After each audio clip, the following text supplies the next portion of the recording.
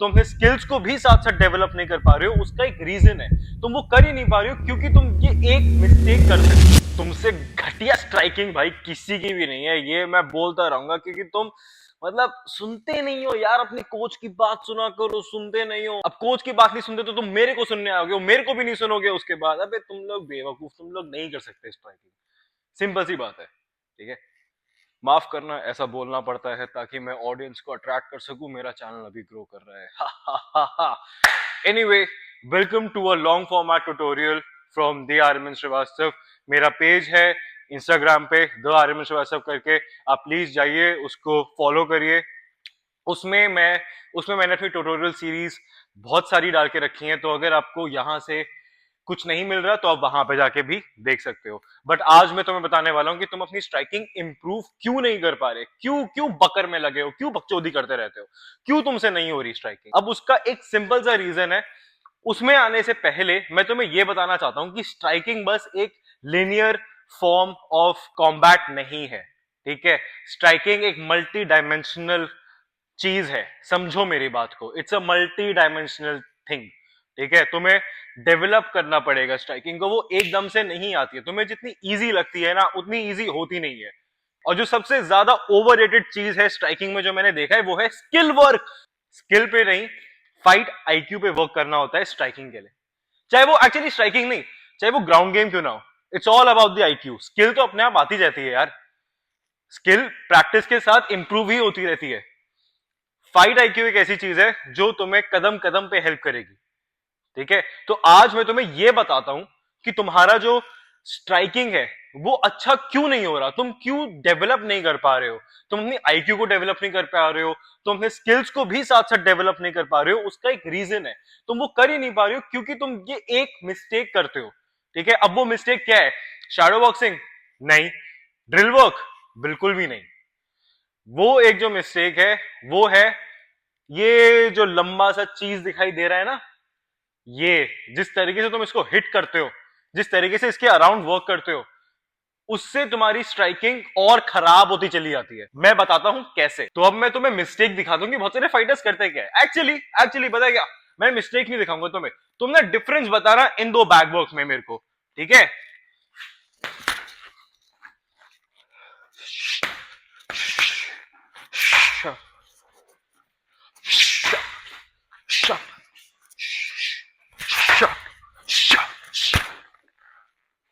ये था पहला बैक वर्क।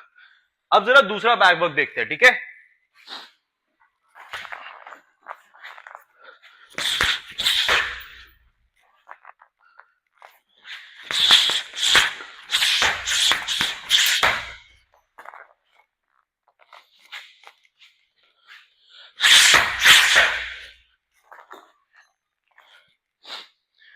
कौन सा सबसे अजीब बैक वर्क लगा तुम लोगों को, मेरे को जरा बताना, कमेंट्स में लिखो।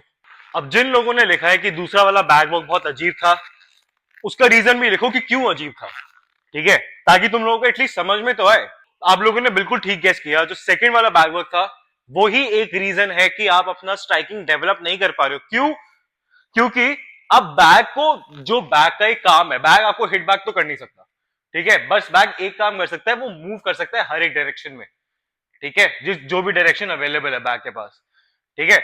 तो अब तुम उसको मूव नहीं करने दोगे, और अगर रोक दोगे तो तुम अपने फुटवर्क को कैसे वर्क करोगे? क्योंकि भाई ओपोनेंट एक जगह पे तो रुकेगा नहीं ना भाई मेरे, वो तो हर जगह मूव करेगा, ठीक है। अब बैग के बाद सिर्फ एक एक्सेस है, उसके अराउंड वो मूव करता रहेगा, तो तुम उसका मैक्सिमम फायदा उठाओ। जब तुम्हारे पास पार्टनर नहीं होता, तुम्हें फुटवर्क वर्क करना होता है, तो तुम शैडो में नहीं करते हो।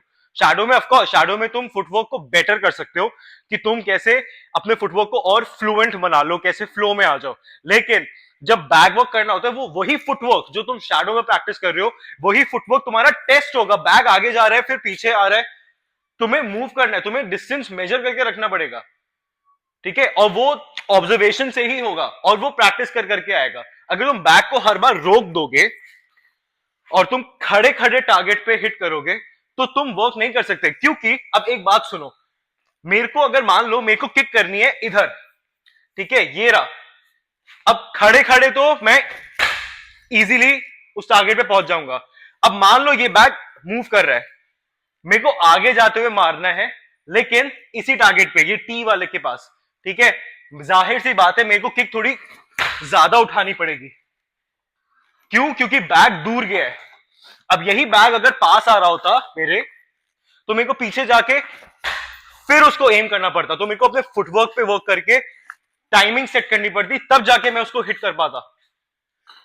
इस वजह से तुम्हारी स्ट्राइकिंग वर्क नहीं हो पा रही, बेटर नहीं हो पा रही, क्योंकि तुम लोग बैक वर्क को सिर्फ एक ड्रिल की तरह मान के चलते हो, मतलब एक रट्टा मारने की कोशिश करते हो कि हाँ ये कॉम्बिनेशन है, ये तो ऐसे ही लग जाएगा। बिल्कुल नहीं, अलग अलग सिचुएशन होती है, और सिर्फ बैक वर्क से ही तुम, सिर्फ बैक वर्क करके भी तुम स्पारिंग में या फिर अपनी फाइट में कॉम्बिनेशन नहीं निकाल सकते, क्योंकि सिचुएशंस दोनों बहुत डिफरेंट होती है। लेकिन प्रैक्टिस में लाने के लिए ये एक मिस्टेक कभी मत करना। ठीक है, अपने फुटवर्क को, अपने ड्रिल्स को प्रैक्टिस में लाने के लिए तुम्हें बैक को हमेशा मूव करते रहने देना है, ताकि तुम डिस्टेंस मैनेजमेंट सीख सको, तुम समझ सको कि अगर बैग मेरे पास आ रहे तो मेरे को कितना स्टेप पीछे लेना पड़ेगा, तुम अपने बारे में जानोगे। समझ में आई नहीं आई? So that's it for today guys, I hope आपको ये वीडियो समझ में आई हो और अच्छी लगी हो। अगर आपको ये वीडियो अच्छी लगी हो तो फिर like, subscribe and share to whom ever you want, ताकि वो भी सीख सके।